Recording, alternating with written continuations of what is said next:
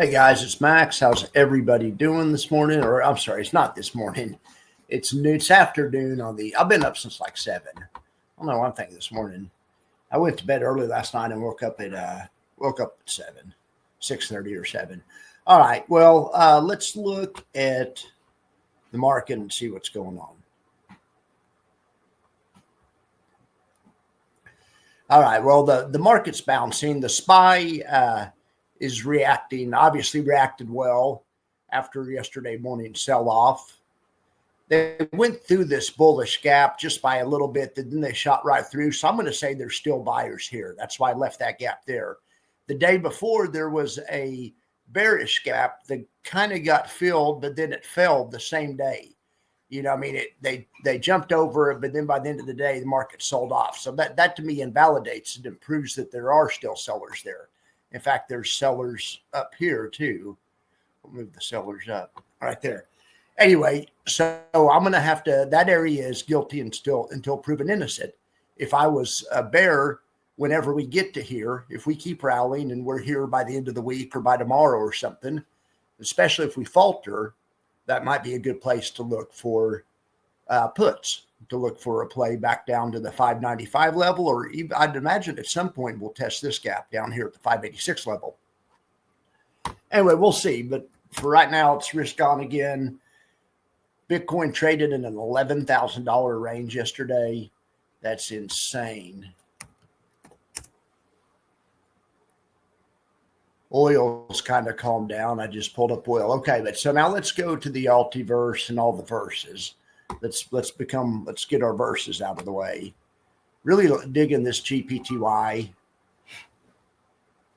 We'll start with Alti. Here we have Alti right here. Here's Alti's chart today. So look at that on Planeteer. That's incredible. That's incredible. I gave out a Planeteer earnings trade. I hope some of you guys did it. Oh my gosh. And it was a credit trade. You could have put it on for a credit. Even if it wouldn't have worked, all that had happened is Planeteer couldn't drop more than 5 or 6%. Could have made a little bit of money. It's an income trade, but it had a built-in lotto ticket. Well, congratulations, you won the lotto. But anyway, the rest of these stocks in here are, it's hard to tell, but really everything's doing well. It's kind of messed up the scale because of Planeteer, but look at, of course, HIMS has a reliable morning performance. Upstart, TNA, TQQQ, the indexes are going again. I love that he does TNA and TQQQ. He's basically running a will on the indexes. I know people don't think this is a will, but it's the same thing. It's not a will in the sense that the traditional will, but it's the same money. It's because he's repeating it week after week after week after week. But no, he's not doing the 3 different steps. He's combining it into one step. It's basically, Alti was the first will fund. People don't realize that, but that's what it is. All right, let's go over here to LFGY. Now, LFGY has some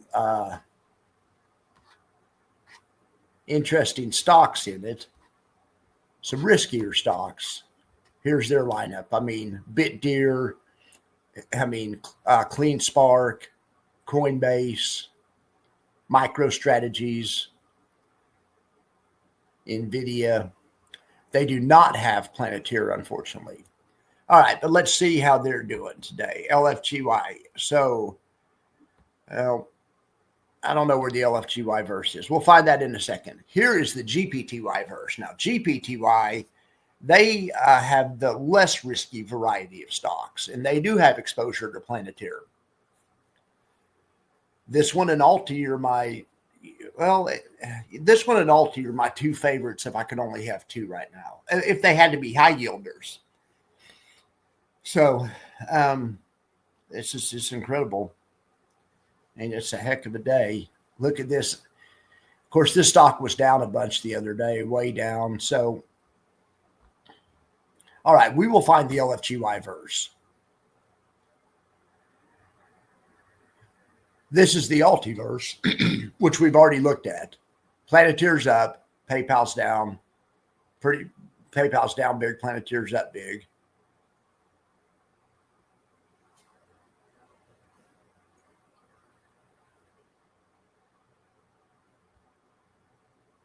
Here is the LFGY verse. Okay, and so sure enough, LFGY is the stocks are, it has more stocks that are down.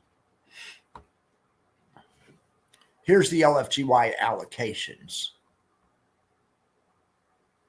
Right now, they only have about a 2.9% allocation to cash. The other day it was higher, but they reinvested. They bought the dip. Good job, Jay.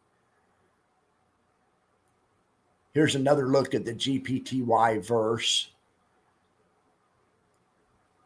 Well, that's incredible. They only have 4 stocks that are well, that's not really okay. Let's see what GPTY itself is doing. This chart is inaccurate. Google still can't pull a price of GPTY automatically. GPTY itself is up 1.6. So now let's go back to that chart over here where it says down 8.7. It's really up 1.6. And the average is up 2.1. So it's up about 2/3 of the average, which is perfect. That's what we'd expect. That's a good day. That is a good day.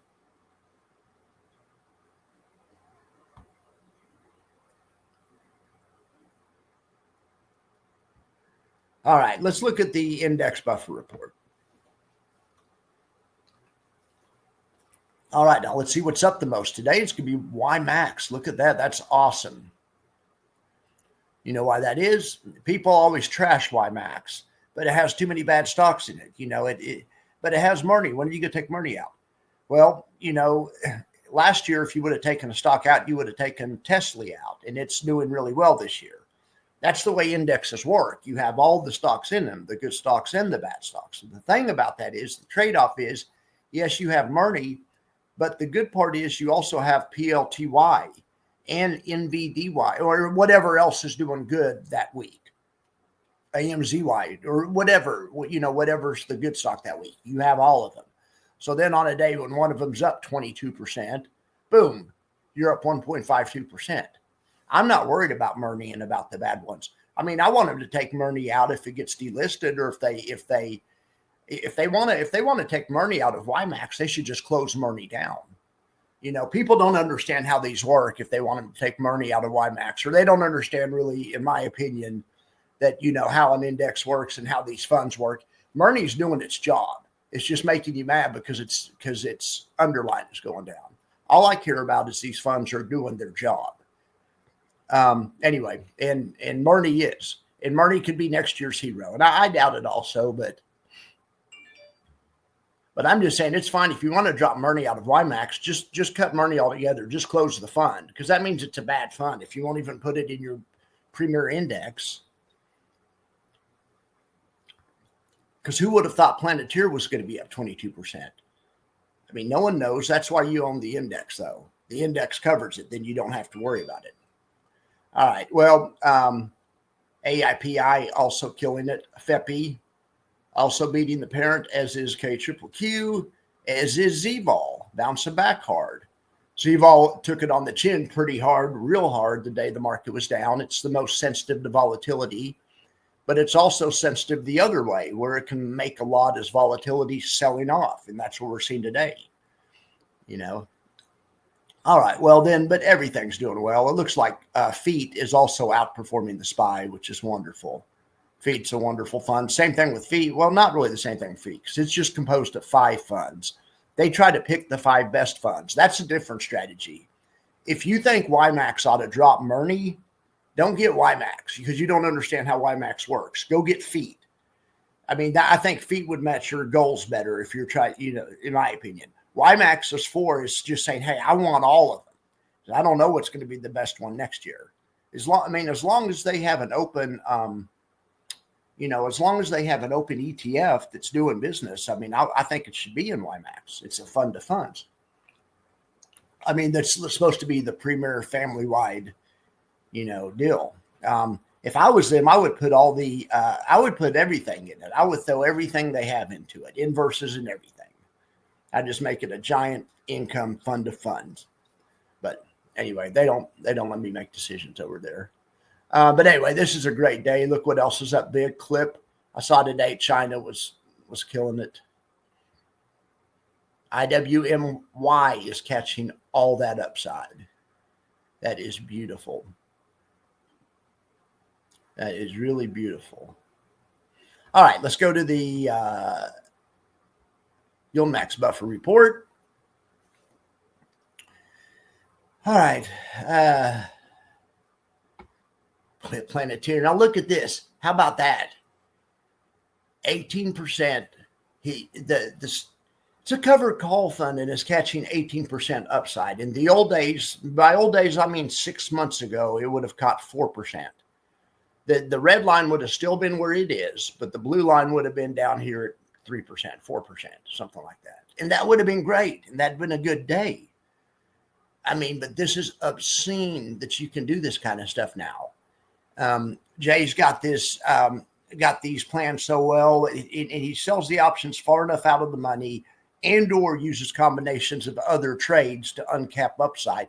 In this case, it wasn't an uncapped upside trade. Now that I think about it, he just sold an out of the money option. But in any event, the fund is benefiting also because, because the stock's up so much today. Will be interesting to see how they get out of this, and they probably get their shares called away, and we'll see what he does to get himself out of this. This ought to be interesting if he loses the Planeteer shares, or if they're able to cover and roll prior to. Well, we'll see what happens. This ought to be really interesting. All right, SMCI is killing it. Everyone's killing it. I mean, look, YeildMax is beating their benchmark. ARK is beating their parent. NVDY is beating their parent. That is just wonderful. The thing that makes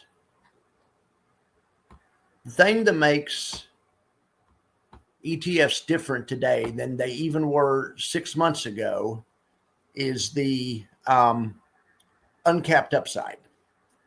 So, and that you can do that in individual trades too.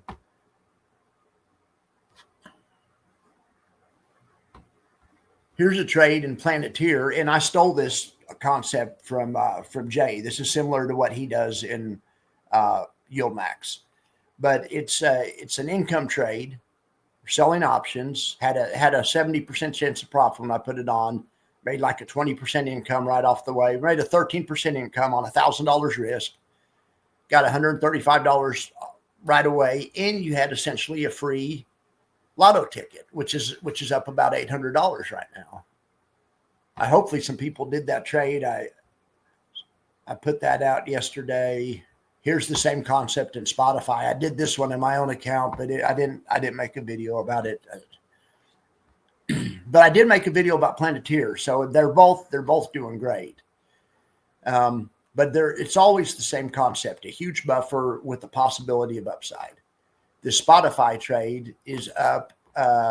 It's in the flat spot, but right now it's still, it's worth more than $1,000. If I don't do anything with this, which I already covered it this morning, it decays a little bit. It only finishes with the $635 gain. You would finish in the flat spot. But anyway, that was a good trade too. So lots of good earning trades, certainly. All right, guys. Well, I appreciate y'all for being here. I'm going to let you go. I'm going to take the dog on a WALK. All right. You guys have a great, wonderful afternoon, and I will talk to you later.